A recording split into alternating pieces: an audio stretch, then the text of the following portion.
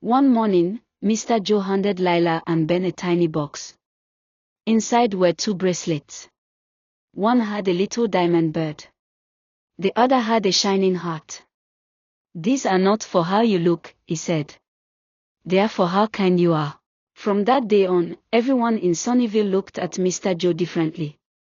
Not because he was rich, but because he was kind.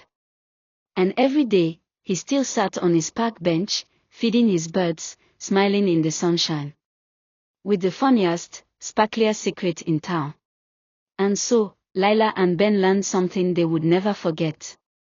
Mr. Joe, the quiet old man in the brown coat who fed birds at the park, wasn't just a regular person, he was a billionaire who owned sparkling jewelry stores all around the world. He had more money than anyone in Sunnyvale could ever imagine. But he didn't wear gold chains. He didn't ride a rocket car. He didn't show off or brag. Instead, he planted trees. He built parks for birds.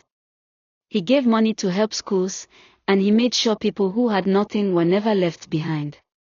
Mr. Joe didn't want people to treat him like a rich man.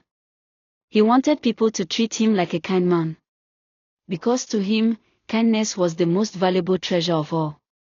When he gave Lila and Ben the tiny jewelry box with 2 special bracelets, one with a diamond bird, and the other with a glowing heart, it wasn't to make them feel rich. It was to remind them that they already were. Rich in curiosity. Rich in compassion. Rich in the kind of love that can't be bought in stores. From that day on, the children looked at the world differently. They didn't laugh at people who looked poor. They didn't judge anyone by their clothes or shoes. Instead, they looked for the sparkle that came from the inside. The sparkle of goodness, of quiet generosity, of someone who helped without asking for attention. And every time they walked past the park and saw Mr. Joe feeding his birds with a smile on his face and a twinkle in his eye, they smiled too. Because they knew his secret, and now, they carried it in their hearts.